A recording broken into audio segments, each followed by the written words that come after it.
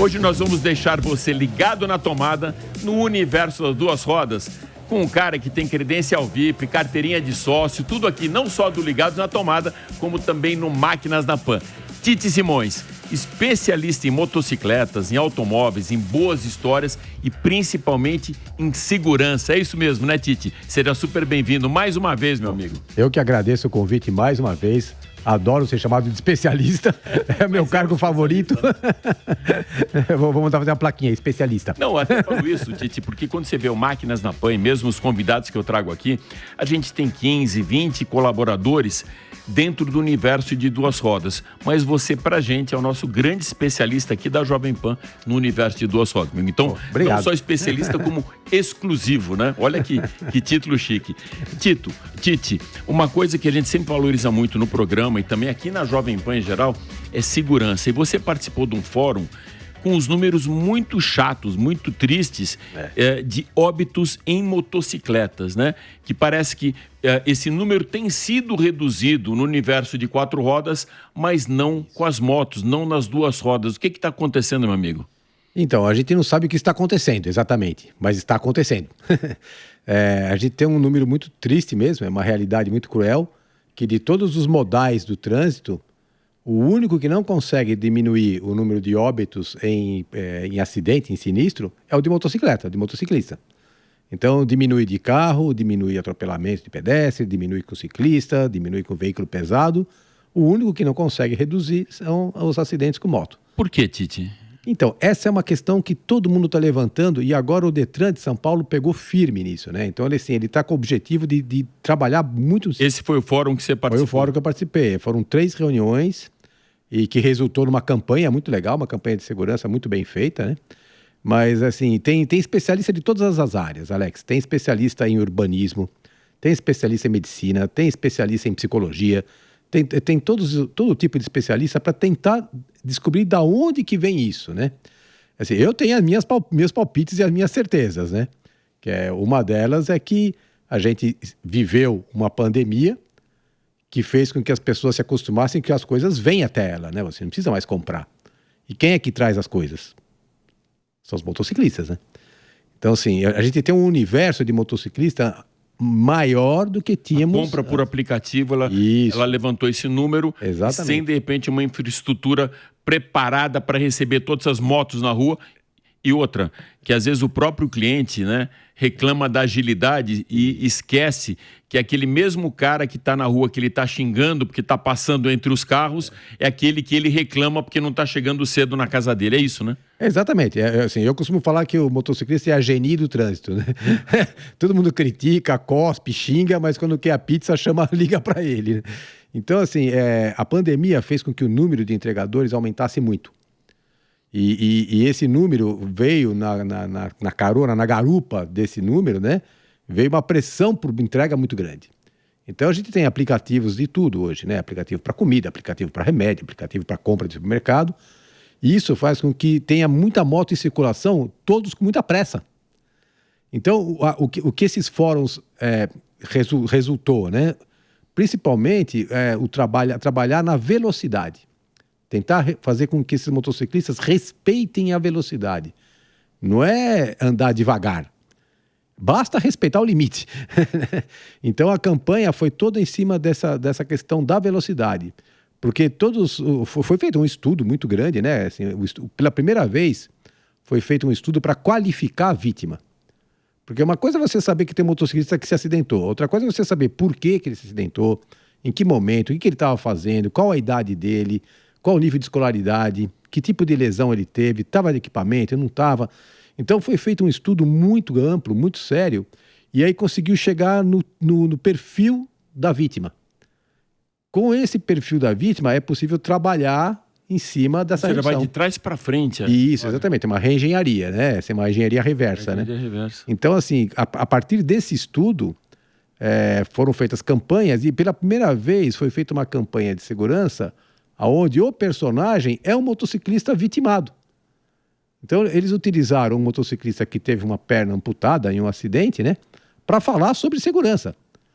Porque a gente tem aquela inocência de falar assim, vamos chamar um piloto de moto velocidade para falar de segurança, né? não é a realidade de quem está na rua. Claro. Né? A realidade de quem está na rua é aquele cara que acabou de se acidentar. E tem isso, né? Além dos óbitos, tem as lesões permanentes. E são pessoas jovens, assim, no auge do seu melhor condição física para trabalhar, que são arrimos de família, muitas vezes, né? Então, essa pessoa, ou tendo uma lesão permanente ou vindo a óbito, ela tem um custo social enorme, sabe? Tem uma cadeia de pessoas que dependem dele. Então, esse trabalho é um trabalho muito sério. Eu fiquei muito feliz de participar disso, né? De estar nesse trabalho. E a campanha começa agora. A campanha tem um slogan que é muito interessante, né? Que é a velocidade, ela não perdoa. O excesso de velocidade não perdoa. Então, assim, a pessoa, assim... Eu recebi de você eu mandei um banner com um cadeirante sem uma das pernas num cruzamento. Exatamente, essa é a campanha. Né? Essa é a campanha. E pela primeira vez foi feito um estudo, né, que conseguiu levantar também a parte estrutural da rua, da cidade, né? Então, assim, hoje já se discute se a faixa azul é uma faixa azul, se ela é realmente eficiente ou não. Porque a faixa azul é eficiente desde que o cara ande na velocidade certa. Se ele anda 90 por hora, 110 por hora na faixa azul, ela se torna pior do que se não tivesse, né? Então, até isso foi discutido, né? Eu acho que vai continuar, lógico, tem que continuar a faixa azul, porque a faixa azul, para mim, né, como eu ando de moto todo dia, eu acho uma maravilha, né? Agora, que de fato, muita gente tá... A questão é a seguinte, Alex, é falta de educação básica, sabe? Porque um cara que anda 90 por hora na faixa azul não é uma pessoa normal, desculpa, ele não está com pressa. É o que você chama, eu aprendi aqui com você isso no programa do cachorro louco, né? Do cachorro louco. É que eu não sabia, eu falei, Tite, exatamente o que é a história do cachorro louco, né? E você me explicou. Tite, não querendo ser redundante, mas eu acho que isso é sempre muito importante, você já deu aula sobre segurança no Máquinas na Pan e aqui no Ligados na Tomada. Eu vou pedir para você algumas dicas para você passar para a nossa audiência da maneira, eu não vou falar nem correta, mas a maneira para ele mesmo se proteger no trânsito e para proteger terceiros. Dá algumas dicas para a gente. Olha, todo mundo tem que entender uma coisa. Todo acidente começa numa infração de trânsito, mas nem toda infração de trânsito evolui para um acidente. Então, em primeiro lugar, respeitar a lei de trânsito é o fundamental. Então, se o limite é 50 por hora, anda 50 por hora. Se o limite é 60, anda 60 ou menos, né? Se o farol fechou, para no farol. Se a rua é contramão, não entra nela. Parece meio óbvio isso, né? Só que, assim, a minha irmã trabalha no hospital público. E ela fala para mim, outro dia, ela falou assim, escuta, as leis de trânsito para moto é diferente de carro? Cara, é uma das coisas que eu vou te perguntar. Eu vou até te interromper um pouquinho. Durante a pandemia, eu vi uns absurdos que não dá para mensurar a gravidade. Você falou duas coisas que eu ia falar antes de você falar da sua irmã. Primeiro, não existia farol fechado. Não existe. E eu até ia perguntar para você, então não tem multa? Esse cara, a placa não aparece, esse cara não é multado, é só pela placa da frente? E outra, motos andando na contramão. Ou seja, mas na maior tranquilidade, não é andando na contramão, putz, eu vou esperar aqui um pouquinho do lado direito, ver se tem uma brecha. Não, andando na contramão como se fosse uma via de duas mãos. Então. Não existe multa, ou seja, o radar não consegue pegar isso? Pega, o radar pega. Também já existe um movimento aí para colocar a placa na frente da moto, né? Mas o radar pega sim. Pega porque eu já fui multado. O radar pega. E não é a multa que vai fazer a pessoa deixar de ter esses hábitos, né? Porque a multa é um castigo que chega muito tarde. Do ponto de vista pedagógico, um castigo que vem muito tarde não adianta nada. Se o seu cachorro fizer xixi na sala, não adianta você dar uma bronca nele uma semana depois. Você vê isso é diferente nos Estados Unidos, né? Então lá você toma multa na hora. Não, e vai para o juiz, vai para a corte na hora, paga na hora ou vai preso na hora. Assim, eu tive a oportunidade de ser multado nos Estados Unidos. Então, assim, a gente chora na frente do juiz, né? Porque você tem a chance de falar assim, eu vou ser preso. Então, mas voltando para as dicas de segurança, né? Respeitar a lei de trânsito é o fundamental. Uma coisa que as pessoas têm que ter na cabeça, o espaço de frenagem de uma moto, ele aumenta muito quando aumenta pouco a velocidade. Então, é diferente de carro. As pessoas estão muito acostumadas com carro, né? O carro tem um espaço de frenagem mais tranquilo porque ele tem 4 pneus largos, né? Só que tem muito mais massa. Então, ele é mais difícil de parar. A moto é mais leve, só que a tirinha de borracha que encosta no chão é muito pequena. Então ele tem que entender que se ele aumenta 10% a velocidade, o espaço de frenagem não aumenta os mesmos 10%, aumenta 30%, porque é uma grandeza exponencial, né? A frenagem é uma aceleração negativa, e a aceleração negativa é medida por metros por segundo ao quadrado. Então, ele tem que entender que se ele passar de 50 para 60, ele já está num risco muito grande. Já está começando a ficar no risco. Agora, de 50 para 90, é um atestado de óbito, né? Desculpa. A 90 por hora, uma moto simples, uma 150, ela vai parar com mais de 50 metros.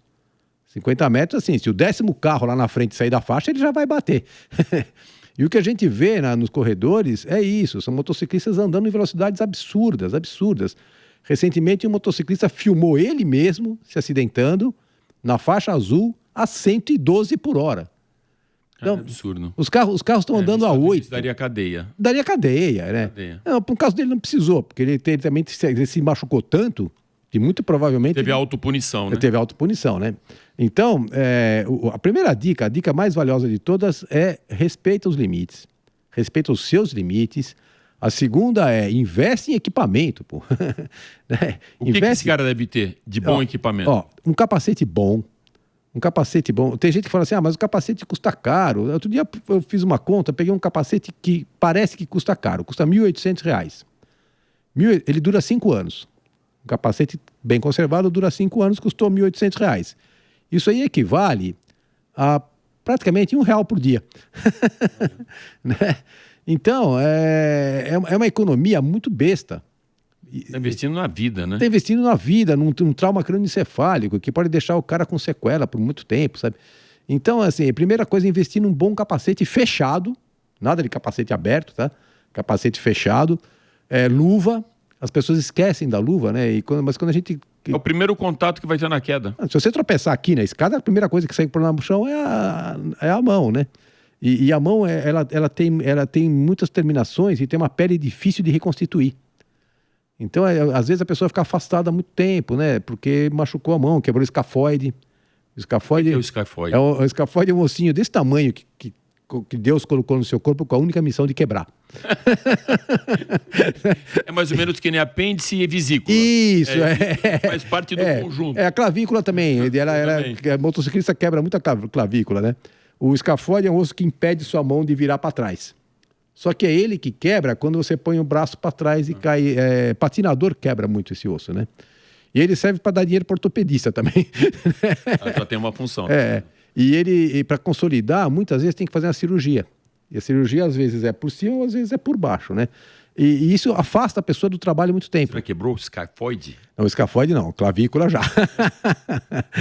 e aí vem uma outra faceta desses acidentes, né? Que está deixando a turma de recursos humanos com o cabelo em pé, que são os afastamentos de trabalho por acidente de percurso. Você não tem ideia, Alex, do que transtorno que isso causa numa empresa. Porque você imagina que uma empresa de produção tenha lá 2.000 funcionários. 600 pessoas lá dentro se deslocam em moto. Você já pensou o tamanho da dor de cabeça que esse cara tem? E eu visito algumas empresas dessas, eu vejo que as motos estão em péssimo estado de conservação. Tem gente que usa moto, mas não gosta de moto. A gente tem que tirar esse romantismo de achar que todo mundo que anda de moto é apaixonado por moto. Não é bem assim. Tem gente que compra moto porque é mais barato. Ela usa habilidade pelo dia a dia. Mobilidade, né? Oferece mobilidade. Aí, às vezes, assim, esse gerente de RH fica em pânico. Por quê? Porque ele não consegue contornar uma situação dessa. O que ele vai fazer? Se ele não contratar um motociclista, ele fica sem mão de obra. Ele não pode proibir alguém de se deslocar em moto. Se ele coloca o ônibus fretado, ele não vai usar porque ele tem que dar carona para a filha, tem que dar carona para a esposa, sabe? Então, assim, é uma realidade que hoje não se limita só ao universo urbano, sabe? Isso aí, hoje mesmo, na televisão, passou uma reportagem sobre o aumento do número de óbitos em moto no Brasil inteiro. É que nós estamos em São Paulo, né? Em São Paulo é uma cidade, eu chamo que é a Suécia da América do Sul. Estamos em Estocolmo aqui, né? Isso é muito pior quando você vai para o Nordeste, quando você vai para o Norte, né? Para cidades do interior. Esse quadro piora bastante. Então, assim, em número de usuários assim, você pega o número de óbitos por usuário, São Paulo é a 9ª cidade no Brasil. Ela não é Mas o Brasil deve ter uma participação muito grande nisso se a gente comparar com outros países, porque eu acho que aqui o uso da moto pequena com mobilidade, eu só vejo tão grande assim, eu acho que na China e na Índia talvez, né? Exatamente. E esse fluxo tão grande, tão intenso e tão caótico, né? E falando desse caótico, queria até puxar uma história aí. É difícil comparar, Tite, eu sei disso, mas nos Estados Unidos você andar entre um carro e outro, ou seja, quando eles estão em movimento ou parado, é proibido por lei, proibido. O guarda vai e te para tal. No Brasil é a única solução, ou seja, quando a gente fala de mobilidade, tem que permitir? Então, já se tentou proibir várias vezes, né? Inclusive na época do Fernando Henrique, ele que era um cara super inteligente, né? Até hoje... ele deu a seguinte justificativa para não proibir. Ele usou uma expressão que é óbvia, né? Assim, moto em latim significa movimento. E a essência da moto é se movimentar, é ter mobilidade. Se proíbe o uso dela nessa condição de corredor, você tira a essência dela, então não existe razão para ela existir, né? É que não é só nos Estados Unidos... Falta consciência, então. Não é só nos Estados Unidos que é proibido, não. Tem outros países também, né? Só que o uso da moto nesses países é muito diferente. Então, assim, a nossa realidade social hoje, né, não só em São Paulo, mas na maioria das cidades, das grandes cidades, ela está muito mais próxima de uma Bangladesh, de uma Bombaim, do que de um Estocolmo, do que de uma Dinamarca, né? Então, a gente está numa realidade social que é mais próxima de um país mais pobre, de terceiro mundo, do que de um país rico, onde a moto é utilizada como lazer, né? Bom, até na Itália, você é um cara que viaja para todo mundo, está sempre viajando para cima e para baixo. Na Itália, na Espanha, na Alemanha. Na Alemanha você não vê muita moto, né? O clima também não é favorável, né?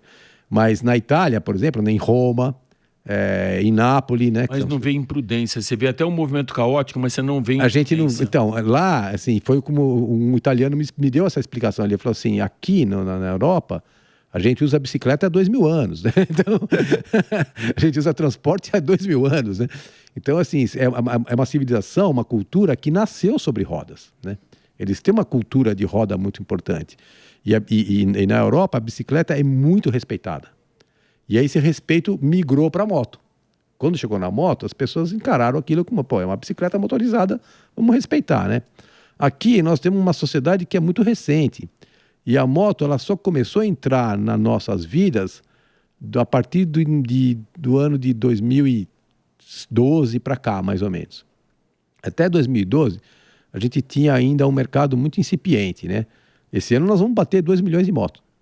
2 milhões de motos? Vamos bater 2 milhões de motos. Isso de produção? De produção, Ou seja, a gente fala da indústria automotiva, estamos em 2,4 para tentar chegar em 2,7, moto já está quase chegando. Se prepara que vai passar. Vai passar. Porque o potencial do mercado brasileiro para moto é de mais de 3 milhões.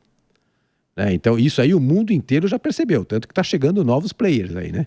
Esse é outro ponto. Na indústria automotiva a gente fala muito, e o Chico Lelli esteve semana passada aqui com a gente, ele falou sobre os players que tinham no mercado, que eram Fiat, GM, Volkswagen e Ford, e hoje é uma infinidade de novas marcas. Isso está acontecendo com as motos também. Antigamente a gente falava de Honda, de Yamaha, eu na minha época, né, de Suzuki, Triumph, Ducati, se você for para outro patamar, BMW. Os chineses, os indianos já chegaram? Já chegaram, já se instalaram e já estão ganhando mercado. O negócio assim, hoje o indiano está bem forte, né? Então, são motos boas? São motos boas. Assim, a Bajaj é uma moto que é uma moto 100% indiana, né? Já tem planta no Brasil, já tem fábrica no Brasil. Eles estão muito agressivos, tanto no segmento popular, né? Quanto no segmento um pouquinho mais de luxo.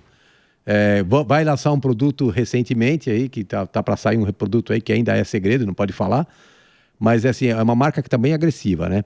A Shinerai, que é uma marca 100% chinesa, ela também tem planta no Brasil, também tem instalação no Brasil, tá com uma política super agressiva também, ela tá ganhando mercado, interessante que ela começou pelo Nordeste, agora tá conquistando o Sudeste, Parece jogo de War, né? Ele vai conquistando território. Conquistando território, exatamente.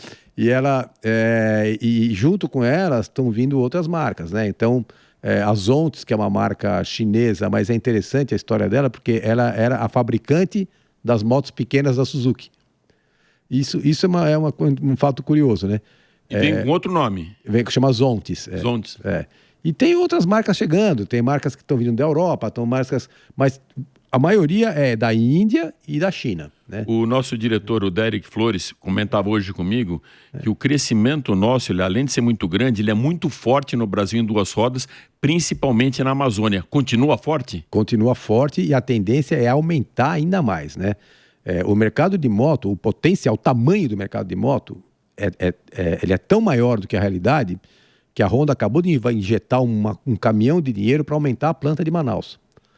Que assim, eles já estão de olho numa produção, a Honda, hein? Só a Honda.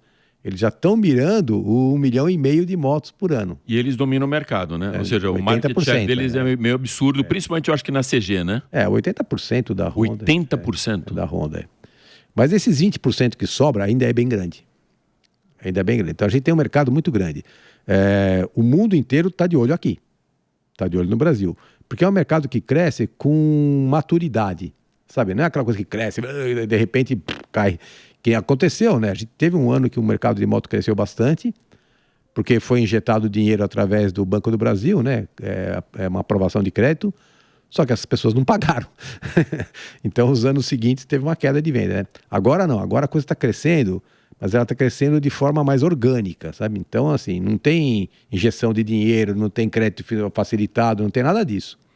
É uma coisa que cresce de forma madura e de forma consciente. Tite, um dos gargalos, isso conversando com o presidente até da financeira do Santander, ele me dizia que um dos gargalos que tem, às vezes, é a aprovação do financiamento, ou por inadimplência, ou por alguns problemas, ou pelo próprio ranqueamento desse consumidor, e eu vejo isso também em muitas concessionárias. O cara tem vontade de comprar o carro, ele tem o nome limpo, mas ele não está bem ranqueado, ele não consegue financiar. Nas motos, pelo valor ser um pouco mais baixo, né, e ter um volume muito grande comprando motos de entrada, motos mais populares, isso é um facilitador para esse crescimento? Ou seja, ter mais dinheiro no mercado, ter mais crédito disponível? Então, é um grande facilitador, né? No caso da moto, como o ticket é baixo, né, assim, o acesso é mais fácil. O crédito é a mesma dificuldade para comprar até um liquidificador. Sim. Então não muda muito, né? Sim.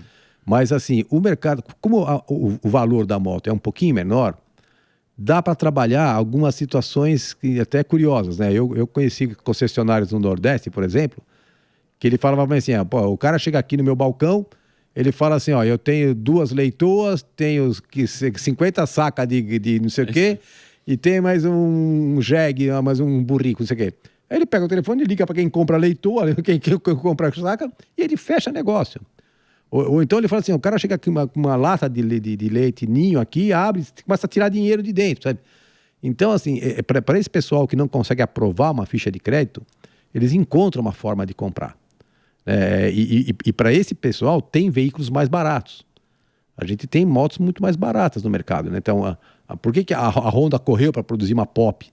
Né? Para poder concorrer com esse mercado. Qual o preço de uma Pop? A Pop hoje, eu não tenho certeza, Alex, mas deve estar na faixa de uns 12 mil, né? 12 bem mil. acessível, né? Mas para eles ainda é um custo alto, né? Então, assim, tem produtos mais baratos. Se porque você a Honda comprar uma moto usada, por exemplo, de 12 mil reais, você vai conseguir comprar, ter uma mobilidade por 7 mil, 8 mil reais? Consegue. Ou seja, começa a bater com o valor que o cara, de repente, gasta com um ônibus, com uma série de coisas, né? Fica até mais barato. Isso não precisa nem ir para muito longe, né? Aqui em São Paulo, eu tenho situações de pessoas que precisam pegar 4 ônibus para ir para o trabalho e voltar. Se ele dividir em 36 meses, vai ficar mais barato. Exatamente. Então, uma modalidade de compra que cresceu muito foi o consórcio. O consórcio cresceu, ele cresce aí. Porque como não tem uma aprovação de crédito, não tem necessidade de uma aprovação de crédito tão rigorosa, ele consegue entrar pelo consórcio. E todas as marcas têm o seu consórcio. Quando não tem o seu, contrata de um banco, como o Santander, que você acabou de citar, ele oferece bastante consórcio para essas motos populares, né? Mais simples, né? Legal. Então, E um outro gargalo, Tite, que eu via no começo, quando eu tinha moto, aí tô falando 30, 40 anos atrás, era o seguro. O seguro de moto era muito mais caro, ou algumas companhias nem faziam seguro de moto. Como que é hoje, se você comparar com o automóvel? Ele é mais caro? Então, no caso das motos pequenas, tem uma gravação, porque ela é muito fácil de ser roubada, né? As motos pequenas, elas são mais furtadas. As motos grandes, elas são mais roubadas mesmo. Eu sou um grande especialista nisso, porque eu já fui assaltado 6 vezes. Com quais motos? Tudo Você moto lembra? de teste. Lembro da moto, lembro do dia. Lembro de cada... Eu lembro até da cara da pessoa. Mas do segmento premium de motos? Não, foram duas pequenas, duas CG. Duas CGs. Foram uma BMW, uma Yamaha. Não, duas BMW, amigo. E uma Yamaha. Sempre mão armada mesmo. Sempre mão O cara armada. para de moto também do lado, com outro na garupa. Só uma era moto minha mesmo. As outras eram de Alguma teste. vez você tentou dar pinote, não? Não, eu dei várias vezes. 6 conseguiram me pegar. Nossa. Teve os que não conseguiram. Mas assim, não é uma situação confortável, né? Então a gente tem também essa questão do roubo e do furto, né? Isso é uma questão de segurança pública, não cabe a nós entrar nessa seara, mas isso é levantado também, porque muitos colegas nossos, muitos amigos nossos estão deixando de ter moto por medo de assalto. Eu não tenho mais moto grande por causa disso. E se você falar para minha mãe assim, precisa pegar uma Africa Twin de novo lá na Honda, eu falo, melhor pedir para eles entregarem em casa. Não, é complicado. Tite, para finalizar, infelizmente só temos 30 minutos. Eu falo isso sempre aqui para ver se um dia, ou 10... Vou te dar uns 40 minutos. Mais 10, 40 minutos aqui.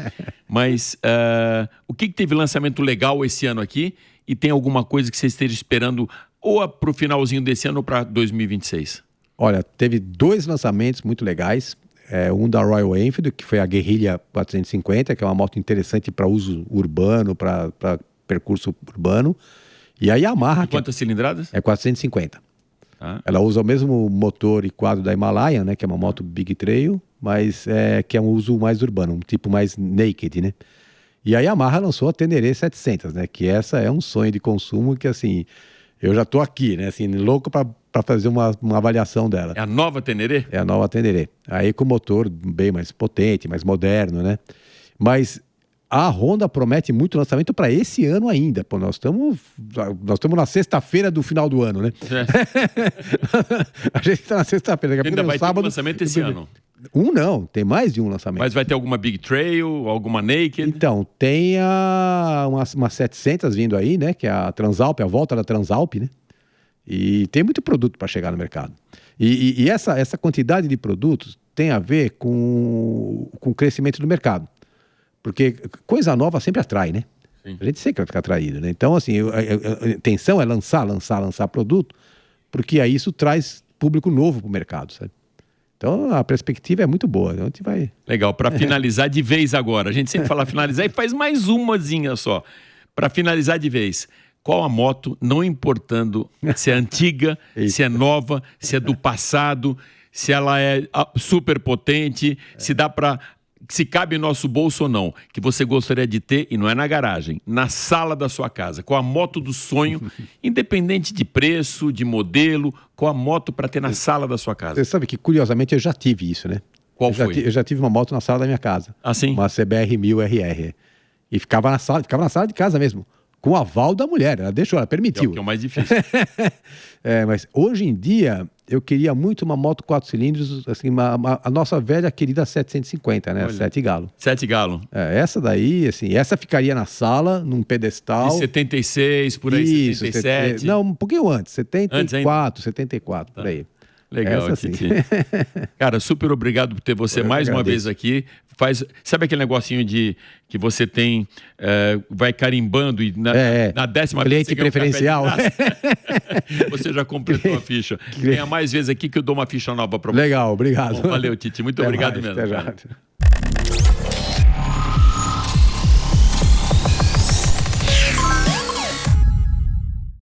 A opinião dos nossos comentaristas não reflete necessariamente a opinião do Grupo Jovem Pan de Comunicação. Realização Jovem Pan.